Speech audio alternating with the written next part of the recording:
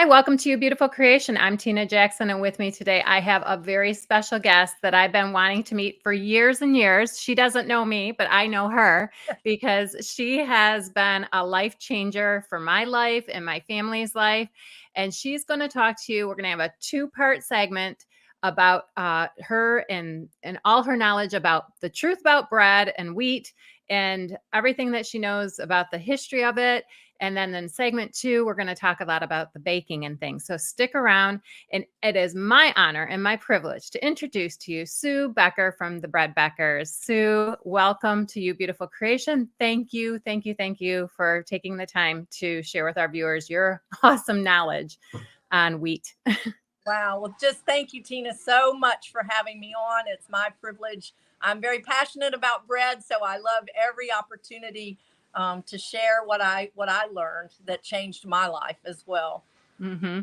Yeah, I know when I started to freshly grind my wheat, it did make a difference in our skin and it made a difference in our life. And I know you're going to talk about that today in today's episode. So, for those of you that need to know, listen to this lady. I'm going to turn it right on over to you, Sue. You got like Okay. 25 minutes and tell the viewers everything you know. Thanks. All right.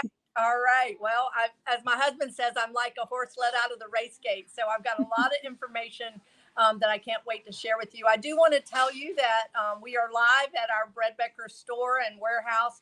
We have shipping going on in the back and customers coming in and out. So you may hear some background noise, but just welcome to our world. But anyway, I graduated from the University of Georgia with a degree in food science. And after graduating, I continued to study healthy eating, healthy living, and everything about the human body because that's what I loved.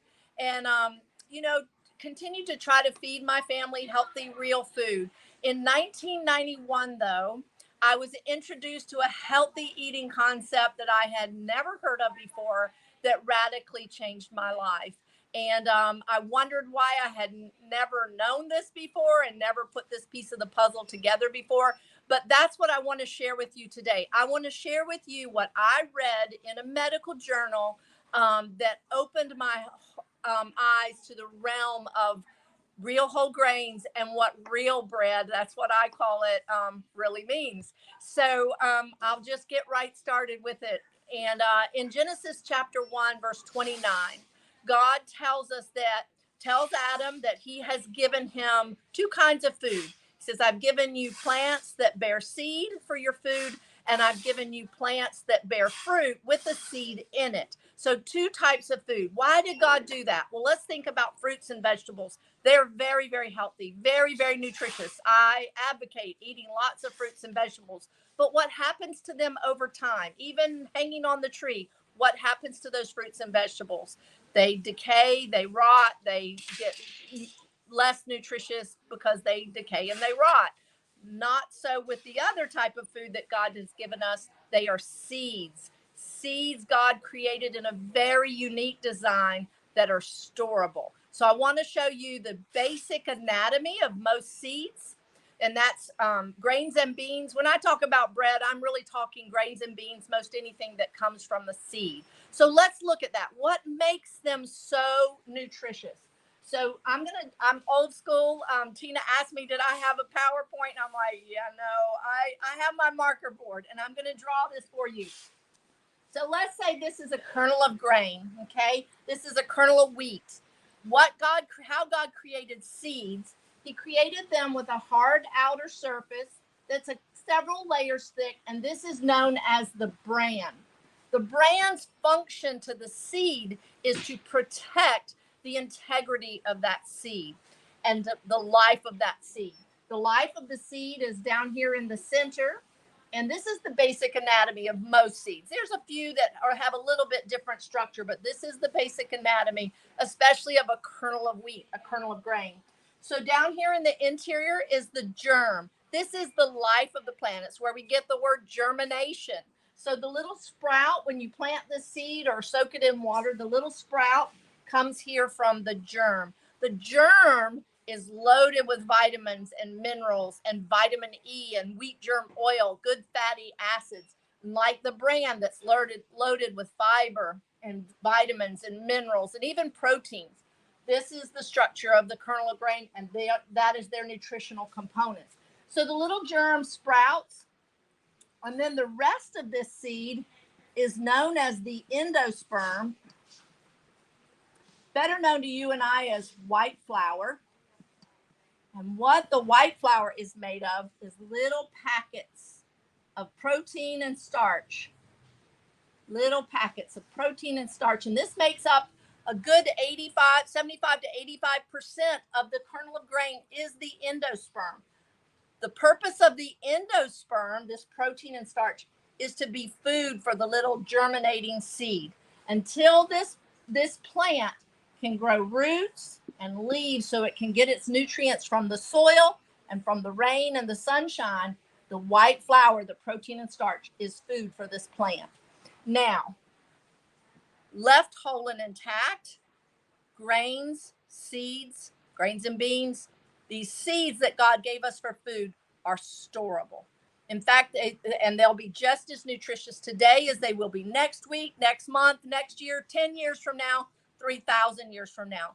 Kernels of grain were found in tombs in Egypt that were believed to be 3,000 and 4,000 years old. And when they planted those kernels of grain, they grew. What does that tell you? It tells you that they are still alive, that they're storable, those nutrients are retained within. So not only does the life of the seed preserved, but also all the nutritional value. But what happens when you take this kernel of wheat and you mill it into flour? Now, all these vitamins, all these minerals, all the vitamin E, all the oils, the fatty acids that are in the germ are now all exposed to the air. And a process known as oxidation begins to take place immediately. Now, you don't have to be a food scientist like me or even have a laboratory to understand and to have seen oxidation. You've all experienced it. You've cut an apple and watched it turn dark. You've cut a banana or an avocado. All of this is oxidation, and you've seen those foods turn brown. So you know what oxidation is and what it does. You know it turns fruits brown. What you may not know is that it also starts breaking down and using up those nutrients. So once this flour is exposed to the air, this process begins immediately, and a lot of oxidation takes place in just the first day or two. So you're losing some of the nutritional value of this flour. And not only that, it will eventually go rancid because those oils are exposed to the air. So what happened to change our flour? Well, prior to the 1900s, most of the bread eaten and consumed in this country was made at home. The flour was either milled at home or there were local millers that, in fact, communities were built up around the local miller to mill the flour for families. And people would go down and they would buy, what seems to us like a large quantity of flour at a time, maybe 25, 50 pounds. But they had large families and they were baking all of their bread.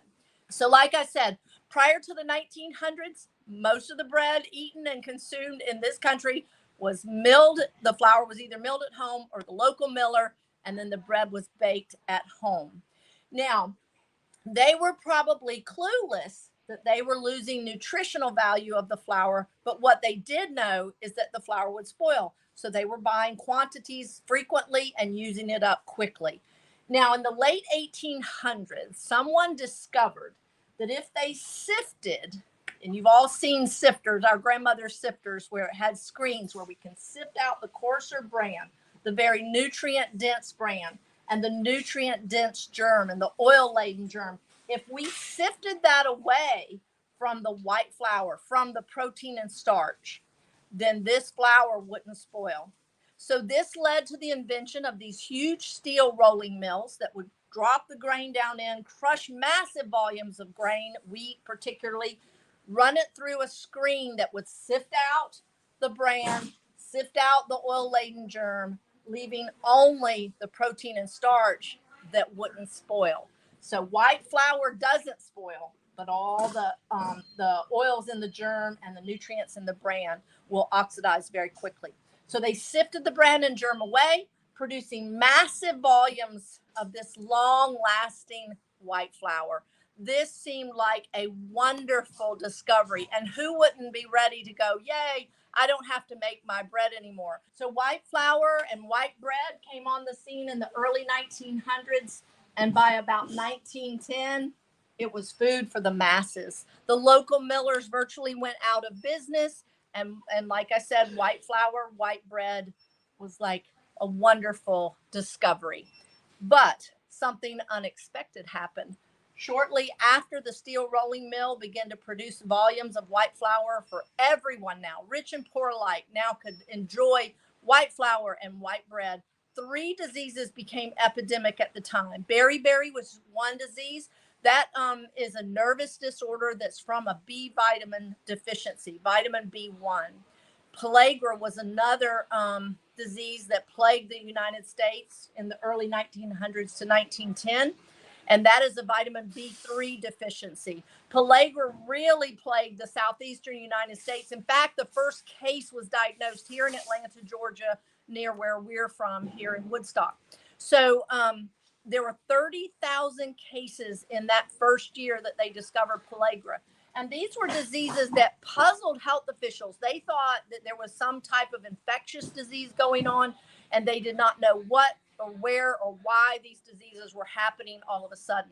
Anemia was the third disease. Eventually, the health officials traced the problem to the new white flour on the market and the loss of nutrients when the bran and germ were sifted away. Because what you must understand is that endosperm is virtually protein and starch. It's pretty much devoid of all vitamins, minerals, the fatty acids, and the rich vitamin E that's so prevalent in wheat.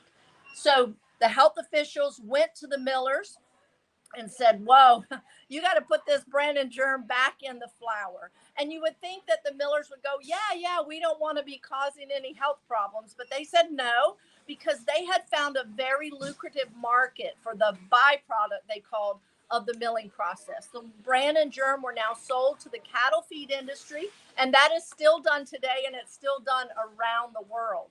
So the bran and germ sold to the cattle feed industry to make cattle feed, and the white flour to you and me. So it took some years of seeing the steady decline in the health of America. And finally, in 1948, it was mandated that the flour had to be enriched. And you know, as a food scientist, when I would read this word on the package of bread or flour or cookies or some type of flour product, I thought, wow, us food scientists are really doing everyone a favor by making this flour better than it would have been had we not added these extra nutrients. This is really a deceptive term, because for the 35 to 40 nutrients lost when you take away the bran and germ, well, guess what? They put 4 back in.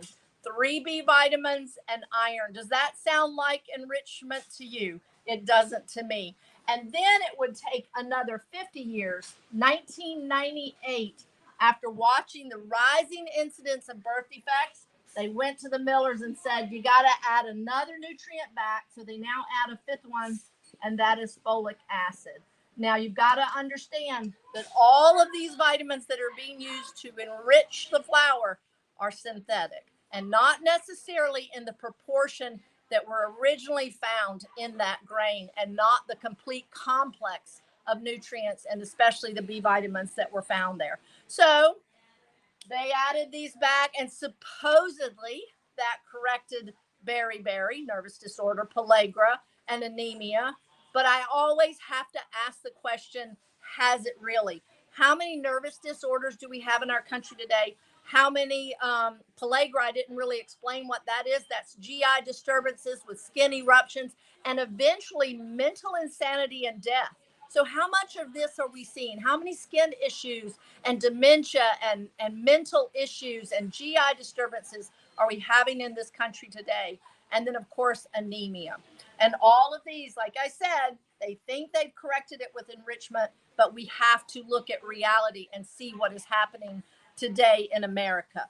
And if this were not enough, because of the residual oils from the rich fatty acids and the vitamin E in the that would be left in the white flour, the flour began to yellow as it oxidized. So they're like, oh, we can't have yellow specks in this beautiful white flour. So a product called nitrogen trichloride was used for more than 25 years.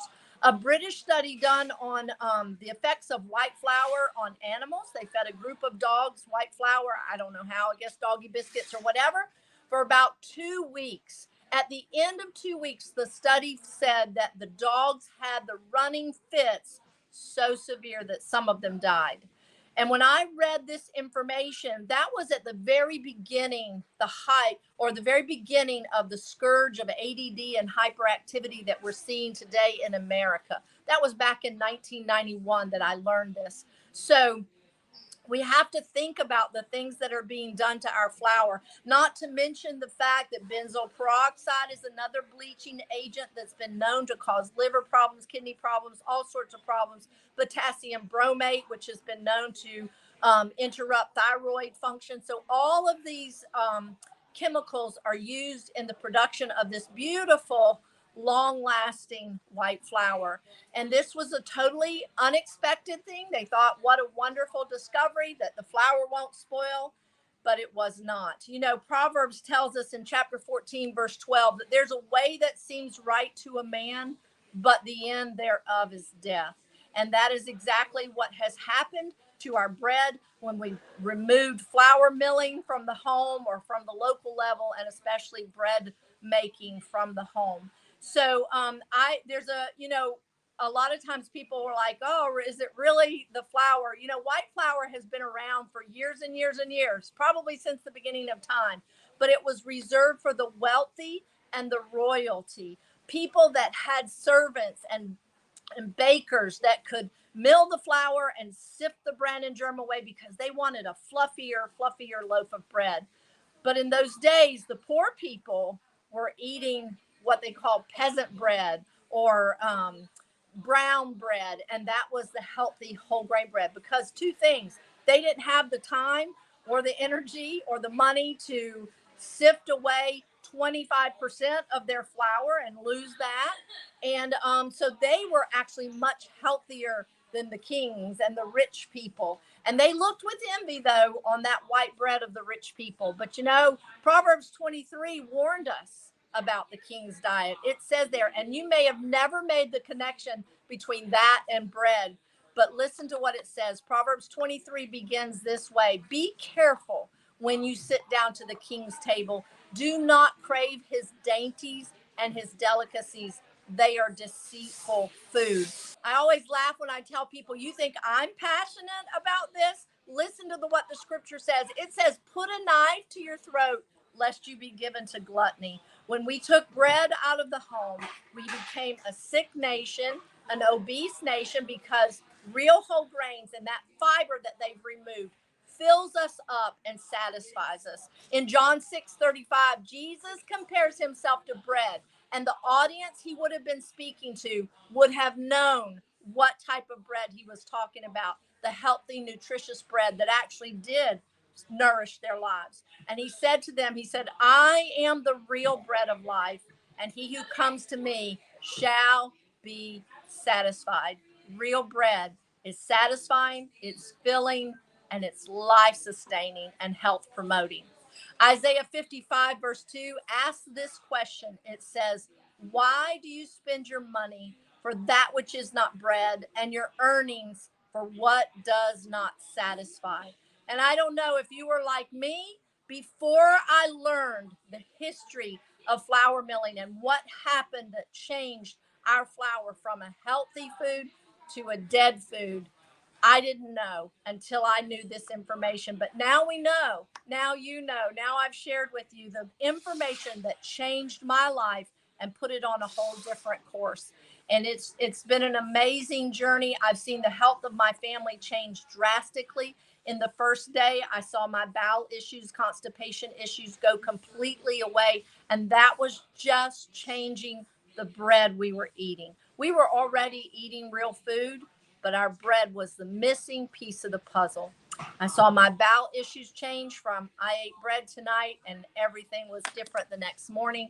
I saw my sugar cravings go away, my chronic headaches go away, my energy levels just went out the roof. and I saw the health of my family. And I had raised 9 children, and most of them born before we started doing the bread, but it was a noticeable difference in the health of my children, how we just didn't get sick all the time. So I just am so excited to share this little bit of information. I have a 3-hour lecture called Real Bread, the Staff of Life. I encourage you to go watch it. It will make so much more sense, put lots of pieces of the puzzle together for you. But I just want to leave you with this thought again. Why do you spend your money for that which is not bread, and your earnings for what does not satisfy?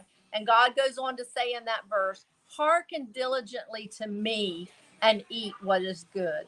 And Psalm 32, verse 8 says, I, the Lord, will instruct you and teach you in the way you should go, and I will counsel you with my eyes upon you. We've been in business since 1992. I was passionate when I saw the health of my family change so drastically. I knew I had to share this with others.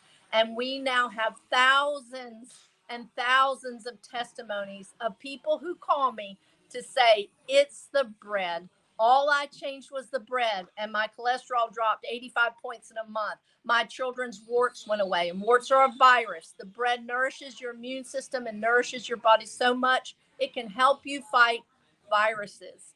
And or just so many testimonies, from anxiety attacks to hormonal issues to heart disease. Just the testimonies are, like I said, in the thousands. So I encourage you to visit our website, breadbeckers.com. Maybe even check out that Real Bread, the Staff of Life. And then I have a podcast with over 100 episodes called Sue's Healthy Minutes. So much information there, and so many great testimonies to listen to of how you can eat this bread. It's just so much different than the bread you're seeing in the store. Don't be fooled by the comparison of people that are saying whole grains are not healthy. There's a big difference in real whole grains and the stuff you see in the store. Thank you for the opportunity to share with you today. Thank you so much, Sue, for sharing that information. And can you, we have just a few more minutes. Can you talk a little bit about the gluten issue? Like, people are so scared about gluten. Can you talk a little bit about Yes, that? yes, I'm glad you brought that up, Yes. because gluten, remember when I drew the picture of the wheat, the endosperm is the protein and starch. And that is, wheat is a very unique grain, and God designed it that way. It has specific proteins that are unique to wheat, that when you wet wheat flour, it forms this stretchy substance called gluten. That is all gluten is. It is the particular proteins that are unique to wheat. And why is that important? It is important because when wheat is the king of yeast bread making, whether it's ancient sourdough or commercial yeast that we use today, when the yeast feeds on the wheat, it produces carbon dioxide gas. And it's important to have these stretchy strands of gluten to trap that carbon dioxide gas. And that's what enables yeast bread to rise. And that is all it is. The problem is the commercially processed bread that we're buying in the store is pretty much protein and starch. So God never intended us to eat the protein and starch without the vitamin, mineral, enzyme rich bran and germ. So that is the problem. And most people today that are being diagnosed as needing to go gluten free, if they're not true genetic celiac, and there is genetic celiac disease, but it's less than 1% of Americans are true genetic celiac. They're unable, they're born without the enzyme to break down those proteins that form gluten. Most people are not genetic celiac. And the good news is we have so many, probably in the hundreds now, of people diagnosed even with celiac late in life, or gluten sensitivities, or they just go gluten free and all their symptoms resolve. They are coming back and going, I can eat this bread. Does it have gluten forming proteins in it? Yes, it does, but it has all the vitamins, all the minerals, all the fiber to get your gut cleaned out and healthy and keep those bowels moving. So that's a wonderful, I think, encouraging message to give to people. I hope it brings hope to those who think I can't eat bread anymore. And we have so many testimonies on our podcast of people that say, I was gluten free for 10 years and I can eat this bread. Now, I want to stress a genetic celiac cannot eat wheat of any kind because they can't break down those specific proteins. But most people in this country can. And here's the thing, Tina, they're not only finding that they can tolerate bread made with freshly milled flour, but it actually nourishes them and heals them. They're telling me they feel the best they've ever felt. And many are coming off of medications that they had because of their bowel and gut complications. So I hope this message brings great hope to most people. It does. It does. And I thank you so much. And for all those that are out there, you can go to their website, and I encourage you to go to thebreadbecker.com.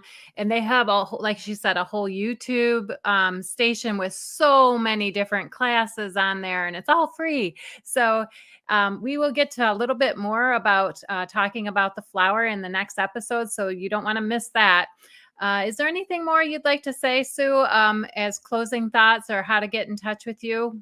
Just check us out on breadbeckers.com. Do go to our YouTube channel.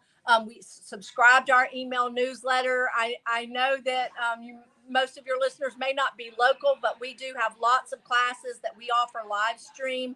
And really, really check out the podcast, Sue's Healthy Minutes. It's on any podcast platform. Great information and lots of testimonies that you can listen to and just be encouraged. It's such a blessing to me when I hear people come to me and say, this message saved my life, changed my life. And it's just a blessing to be able to have a business and a ministry. Yes, yes. And I thank you so much. And I love the heart of the Lord upon you and all the scriptures of how you bring it together so beautifully, what the Lord says. And it's just so gorgeous. Well, I want to thank you all for joining us today. Please, again, check into the next segment we're going to have, and she's going to go deeper into making foods and what to do with the wheats. And so I'm Tina Jackson, and this is Sue Becker from the Bread Beckers. And I would just want to encourage you that you are a beautiful creation in Christ Jesus. Thanks for joining us today. Thank you.